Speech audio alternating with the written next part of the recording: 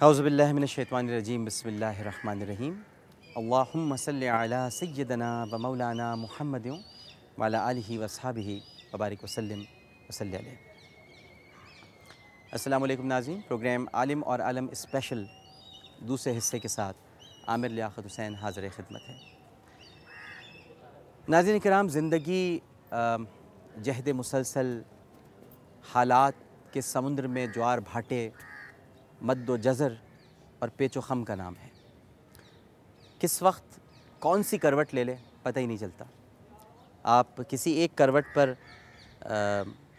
اپنی ساری ساعتیں، اپنے سارے ایام گزار رہے ہوتے ہیں اور اچانک حالات کچھ ایسے ہوتے ہیں کہ آپ کی کروٹ بدل جاتی ہے، اور وہ کروٹ جب انسان بدلتا ہے تو پھر وہ کروٹیں ہی بدلتا رہتا ہے، کیونکہ وہ کروٹ جرم کی کروٹ ہوتی ہے، اور جس نے ایک مرتبہ بھی جرم کی کروٹ لے لی پھر وہ کبھی سیدھا نہیں لیٹ سکتا، اسے اطمینان نصیب نہیں ہوگا، اس کی زندگی میں سکون نہیں آئے گا۔ سزا بھگت بھی لے لیکن جرم اس کا تعاقب کرتا رہتا ہے، اور اگر احساس ندامت اور شرمندگی نے اس کو تار تار کر دیا ہے اندر سے تو پھر پچھتاوا اس کا پیچھا کبھی نہیں چھوڑتا۔ خواتین کی جو جیل میرے عقب میں ہے، جسے ایک ریہیبلیٹیشن سینٹر کہنا چاہیے، میں حکومت سے بھی گزارش کروں گا کہ اس کو پریزن سے بدل کر پریزن نہیں ہونی چاہیے، اس سے کہ خواتین کے جو معاملہ ہے ہمیں یہ حکم دیا گیا ہے کہ ویسے تو ہر معاملے کی ستر پوشی کرنی چاہیے، اس کو چھپانا چاہیے، لیکن خواتین کے معاملے میں اور بھی زیادہ احتیاط سے کام لینا چاہیے۔ یہاں ہماری جو مائیں بہنیں مقید ہیں، ظاہر ہے کہ ایک وقت ایسا آتا ہے کہ دوبارہ اپنی معمول کی زندگی کی طرف لوٹتی ہیں، تو ان پر یہ چھاپ نہیں لگنی چاہیے کہ وہ جیل سے آئی ہیں۔ بہتر ہے کہ اس کا نام تبدیل کر کے کوئی ریہیبلیٹیشن سینٹر کر دیا جائے، اصلاح خانہ کر دیا جائے، یا کچھ بھی نام رکھ دیا جائے، لیکن اسے جیل نہ کہا جائے۔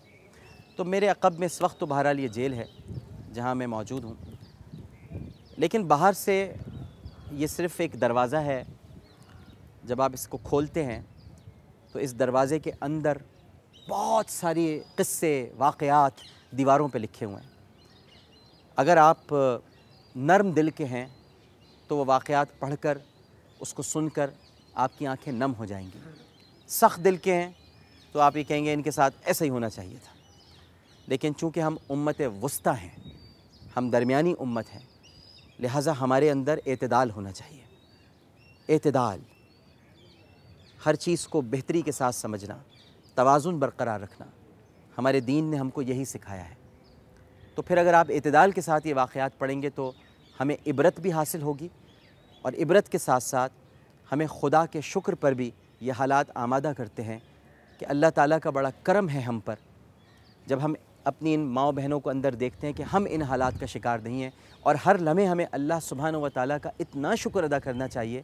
ویسے بھی خدا کا یہ صحیح فرمان ہے کہ تم بہت کم شکر گزار ہو، تو یہ موقع ملتا ہے ہمیں اللہ کا شکر ادا کرنے کا، شکووں سے بچنے کا، انگلیاں اٹھانے کا، ہر حال میں، ہر وقت، چاہے جیسے بھی حالات ہوں۔ پاکستانی قوم کے حالات کچھ اچھے نہیں ہیں، لیکن اس کے باوجود کہوں گا جیسے بھی حالات ہوں اللہ کا شکر ادا کیجیے، کیونکہ وقت کی بے رحمی آپ کو جتنی سزا دے سکتی ہے اس سے کہیں زیادہ سزائیں اندر موجود خواتین بھگت رہی ہیں، جن کے داستانیں آپ نے پہلے حصے میں سنی۔ آئیے اندر چلتے ہیں اور اپنے پروگرام کا آغاز وہیں سے کرتے ہیں جہاں سے ہم نے چھوڑا تھا۔ ایک وقفے کے بعد حاضر ہوں گے، آپ مجھے اندر جاتے ہوئے دیکھیے۔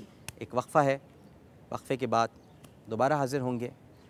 ویسے تو ناظرین کرام اندر جانا اچھی بات نہیں ہے، لیکن باہر آ جانا اس سے بھی زیادہ اچھی بات ہے۔ اپنی سزا بھگتنے کے بعد یہ سوچ کر باہر آنا کہ ندامت اور پشیمانی کے آنسوؤں کو جو جمع کر کے رکھا ہے، ان سے اپنے تمام داغوں کو دھو کر ایک نئی صبح کا آغاز کریں۔ ایک چھوٹا سا وقفہ، وقفے کے بعد دوبارہ حاضر ہوتے ہیں۔ ہمیں یقین ہے کہ آپ سب لوگ ہمارے ساتھ ہی رہیں گے۔ السلام علیکم ورحمۃ اللہ۔